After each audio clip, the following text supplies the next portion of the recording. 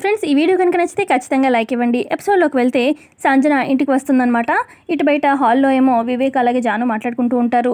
వివేక్ ఏమో ఎస్ఐకి కాల్ చేస్తారు. సార్, మా అన్నయ్య గురించి ఏమైనా తెలిసిందా అనగానే ఇన్ఫర్మేషన్ ఏం లేదు అని చెప్పి ఎస్ఐ చెప్పడంగానే ఏమైంది వివేక్ అని చెప్పి జాను అంటూ ఉంటే అన్నయ్య గురించి ఏం తెలియలేదంటే జాను అని చెప్పి మాట్లాడుకుంటూ ఉంటారు. ఈ లోపల సంజన వస్తుంది. అన్నయ్య అని చెప్పి వివేక్ని హక్ చేసుకుంటుంది.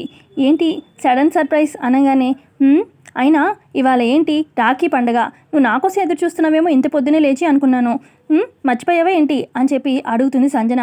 అదేం లేదు, జస్ట్ కొంచెం ఏదో బిజీగా ఉన్నాను అంతే అని చెప్పి అంటాడు. ఈ లోపల జయదేవ్ వస్తాడనమాట. పెదనాన్న ఏంటి నా మీద బెంగ పెట్టుకున్నారా ఈ సంజన అడుగుతుంది. ఎలా ఉన్నావు అమ్మా అని చెప్పి పలకరిస్తారు జయదేవ్. ఇందుకీ మిత్ర అన్నయ్య ఎక్కడా, మిత్ర అన్నయ్య అని చెప్పి అడుగుతూ ఉంటుంది, పిలుస్తూ ఉంటుంది అనమాట సంజన. ఈ లోపల అక్కడికి మనీషా దేవి అని వస్తారు. అని అంటుంది సంజనతోని. ఏంటి ఇలా ఊడిపడ్డావు అత్తారింటి నుంచి అనగానే అత్తారింటి నుంచి కూతురు వస్తే ఎలా ఉన్నావు ఏంటి అని చెప్పి ఎవరైనా ఏ అమ్మాయినా అడుగుతుంది. నువ్వేంటి ఎందుకు వచ్చావంటావేంటి అని చెప్పి అంటుంది సంజన. అదేం లేదు లేవే, జస్ట్ ఏదో క్యాజువల్గా అని చెప్పి అంటుంది దేవ్యాని. ఇవాళ ఏంటి స్పెషల్ ఏంటి అనేది మర్చిపోయావా, ఇవాళ రాఖీ పండుగ, ఎందుకు వచ్చాను, రాఖీ కట్టడానికి వచ్చాను అని చెప్పి అంటూ ఉంటుంది.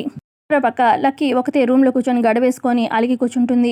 అరవింద వస్తుంది. బయట నుంచి డోర్ నాక్ చేస్తూ ఉంటుంది. ఇలా ఎంతసేపే ఎవరితో మాట్లాడకుండా అలిగి కూర్చుంటావు, డోర్ తీయి అని చెప్పి అరవింద అంటూ ఉంటే నాన్న వచ్చేదాకా నేను ఇంతే అని చెప్పి అంటుంది లక్కీ.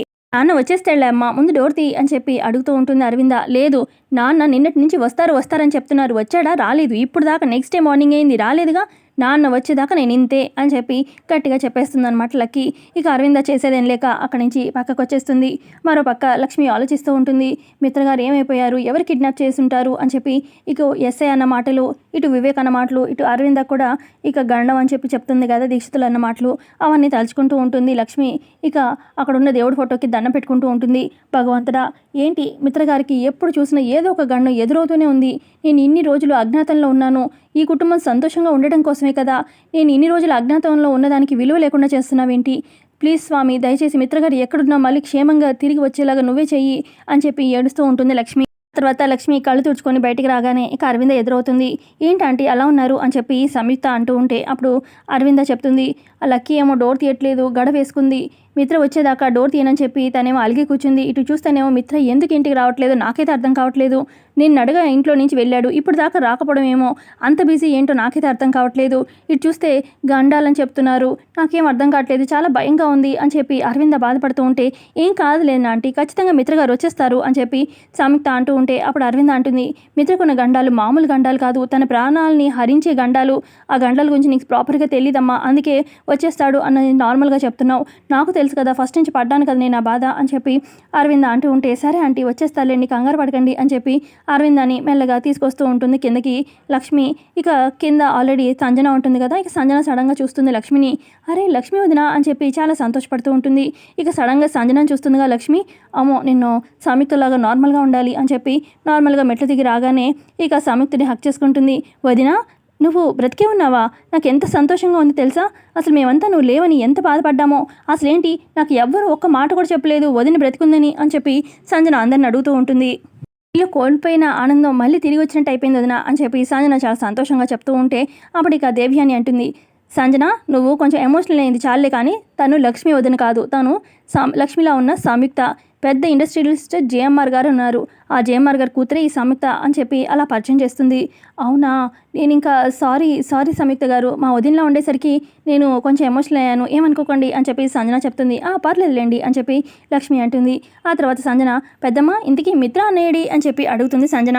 ఇప్పుడు అరవింద అంటుంది, మిత్ర అన్నయ్య ఎక్కడికి వెళ్ళాడో ఎప్పుడు వస్తాడో ఏమీ తెలీదు, ఎక్కడ నిన్నటి నుంచి కనిపించట్లేదు మిత్ర, ఏంటో వీళ్ళంతా నా దగ్గర ఏదో దాస్తున్నట్టు అనిపిస్తుంది, రే వివేక్ నువ్వు నిజం చెప్తావా లేదా, నా దగ్గర ఏదో దాస్తున్నావు, మిత్ర ఎక్కడరా అని చెప్పి అడుగుతూ ఉంటుంది.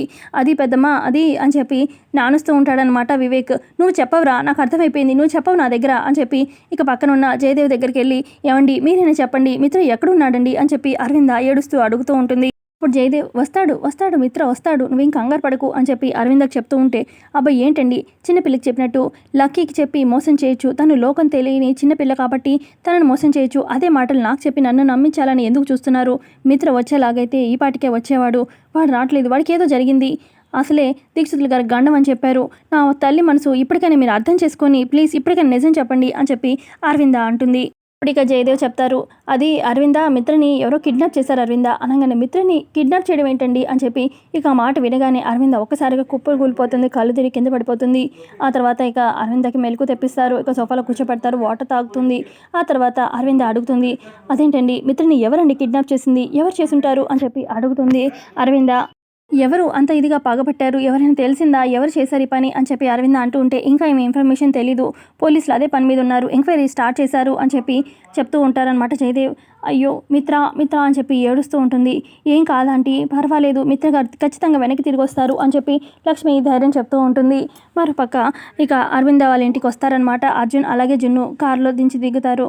ఇక అప్పుడు జున్నుకి చెప్తాడనమాట అర్జున్, అది జున్ను అంటే మిత్ర అంకుల్ కనిపించట్లేదన్న విషయం లక్కీకి తెలియదు కదా, నువ్వు లక్కీ దగ్గర ఏమి తెలియనట్టుగా నార్మల్గా బిహేవ్ చేయి అని చెప్పి అర్జున్ అంటూ ఉంటే, అప్పుడు జున్ను అంటాడు, ఒకళ్ళు బాధపడే విషయాలు చెప్పకూడదని నాకు తెలుసులే బాబా, నేను ఏం అసలు చెప్పను లక్కీకి, అయినా మిత్ర అంకుల్ సేఫ్గా ఇంటికి తిరిగి వస్తారు కదా, మిత్ర అంకుల్కి ఏం కాదు కదా, ఎందుకంటే మిత్ర అంకుల్ అంటే లక్కీకి చాలా ఇష్టం అందుకే అని చెప్పి జున్ను అంటూ ఉంటే, మిత్ర అంకుల్కి ఏమీ కాదు, మేమంతా ఉన్నాం కదా అని చెప్పి ఇక మొత్తానికి ఇంట్లోకి తీసుకొస్తాడనమాట అర్జున్ జున్నుని. ఇక జున్ను లోపలికి వచ్చి, తాతయ్య లక్కీ ఏది అనగానే, లక్కీ రూమ్లో ఉందమ్మా, లక్కీ రూమ్లోంచి బయటికి రావడం లేదు, ఎంత పిలిచినా అనగానే, నేను బయటికి తీసుకొస్తానుగా అని చెప్పి జున్ను వెళ్తాడు పైకి లక్కీ రూమ్ దగ్గరికి. మరోపక్క అరవింద దగ్గర కింద మొక్కల దగ్గర కూర్చొని అర్జున్ ఇలా మాట్లాడతాడు, సారీ ఆంటీ, తప్పనిసరి పరిస్థితిలో మిత్ర గొంతుతో మాట్లాడాల్సి వచ్చింది, మిమ్మల్ని బాధ పెట్టకూడదనే ఉద్దేశం, వేరే ఉద్దేశం ఏం లేదు అని చెప్పి అర్జున్ అంటూ ఉంటే, నాకు అర్థం చేసుకోగలను, ఇందులో నీ తప్పేముందిలే, అయినా మిత్రకి గండాలు, మేము ఇలాగా టెన్షన్ పడడం ఇవన్నీ మాకు అలవాటైపోయింది, ఈసారి ఆ దేవుడు మిత్ర జాతకంలో ఏం రాశాడో ఆ గండం ఎటువైపు నుంచి మిత్రని ఎటువైపు తీసుకెళ్తుందో అని అదే బాధగా కంగారుగా ఉంది అని చెప్పి అరవింద బాధపడుతూ ఉంటే, అప్పుడు అర్జున్ అంటాడు, మిత్రకి ఏం కాదు, మేమంతా ఉన్నాం కదా, మిత్రని సేఫ్గా తీసుకొచ్చే బాధ్యత మేము తీసుకుంటాము, మాది బాధ్యత అని చెప్పి అర్జున్ చెప్తూ ఉంటాడు. మరోపక్క జున్ను వెళ్తాడు లక్కీ రూమ్ దగ్గరికి, లక్కీ రూమ్ నుంచి బయటికి రా అని చెప్పి జున్ను అంటూ ఉంటే, మా నాన్న నిన్నటి నుంచి ఇంటికి రాలేదు, మా నాన్న వచ్చేదాకా నేను బయటికి రాను అని చెప్పి లక్కీ అంటూ ఉంటే, అంటే ఈ జున్నుకి ఇచ్చే గౌరవం ఇదేనా, రెస్పెక్ట్ ఇదేనా, నేను పిలిచినా కూడా బయటికి రావా అని చెప్పి అంటూ ఉంటాడు జున్ను. ఇప్పుడు లక్కీ అంటుంది, ప్లీజ్ జున్ను అర్థం చేసుకో, మా నాన్న కోసం నేను ఇలా ఉంటున్నాను అనగానే, అప్పుడు జున్ను అంటాడు, మీ నాన్నకి ఏం కాలేదు, నేను మీ నాన్న ఆఫీస్కి కూడా వెళ్ళాను, బాగానే ఉన్నారు, సేఫ్గానే ఉన్నారు, నేను చూసి వచ్చానుగా అని చెప్పి జున్ను అంటూ ఉంటే, నువ్వు కూడా అందరిలో అబద్ధం చెప్తున్నావు కదా అని చెప్పి అంటుందన్నమాట లక్కీ. నాకు అబద్ధం చెప్పాల్సిన అవసరం ఉంది, అయినా నువ్వు నేనేం చెప్పావు, ఇంటికి రా రాఖీ కడతాను అని చెప్పి అన్నావు, నువ్వు పిలిచావనే కదా నేను రాఖీ కడతావని చెప్పి వచ్చాను, నీ గిఫ్ట్ కూడా తెచ్చాను, నువ్వేమో ఆ విషయం మర్చిపోయావు, సరే నువ్వు రాఖీ కట్టినంటే చెప్పు నేను వెళ్ళిపోతాను అని చెప్పి జున్ను అంటూ ఉంటే, లేదులే జున్ను నేను బయటకు వస్తాను అని చెప్పి బయటకు వస్తుందన్నమాట డోర్ తీసి లక్కీ. నిన్ను అలాగా రమ్మని చెప్పి మళ్ళీ ఖాళీ చేతులతో రాఖీ కట్టకుండా పంపించడం నాకు ఇష్టం లేదు, పద అని చెప్పి ఇక మెట్లు దిగి జున్ను అలాగే లక్కీ కిందకు వస్తూ ఉంటే, ఇక సంజనాన్ని చూసి ఎలా ఉన్నావు అత్త అని చెప్పి లక్కీ పలకరిస్తుంది.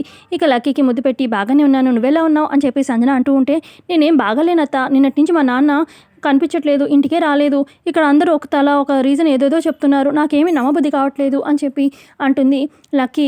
ఇక అప్పుడు లక్ష్మి అంటుంది, అయ్యో లక్కీ నువ్వేం టెన్షన్ పడకు, మీ నాన్నకి రాఖీ కట్టడానికే సంజన అత్త కూడా వచ్చింది, మీ నాన్న పిలిస్తేనే కదా వచ్చింది, ఖచ్చితంగా మీ నాన్న వచ్చేస్తారు అనగానే, అప్పుడు లక్కీ, అవునా సరే అయితే ఇప్పుడు నాకు కొంచెం రిలీఫ్గా ఉంది అని చెప్పి లక్కీ అంటుంది. ఎందుకు డల్గా ఉన్నారు, ఏమైంది అని చెప్పి అడుగుతుంది లక్కీ. అప్పుడు లక్ష్మి కవర్ చేస్తూ, దాకా రూమ్లో ఒక్కదానివే కూర్చున్నావు కదా, డోర్ లాక్ చేసుకొని, అందుకే అందరూ డల్గా ఉన్నారు అనగానే, ఇక ఇప్పుడు లక్కీ, అందరికీ సారీ, ఇప్పుడు నేను బయటకు వచ్చేసాను కదా, అందరూ నార్మల్గా ఉండండి అని చెప్పి అంటుంది. ఆ తర్వాత జయదేవ్ అంటాడు, అందరూ నార్మల్గా ఉంటాంలే కానీ నువ్వేంటి జున్నుకి రాఖీ కట్టు పిలిచావుగా అనగానే, కరెక్టే పిలిచాను, కానీ నాన్న రాలేదన్న టెన్షన్లో నాన్న గురించి ఆలోచిస్తూ నేను రాఖీ కొనలేదు అని చెప్పి అంటుంది లక్కీ.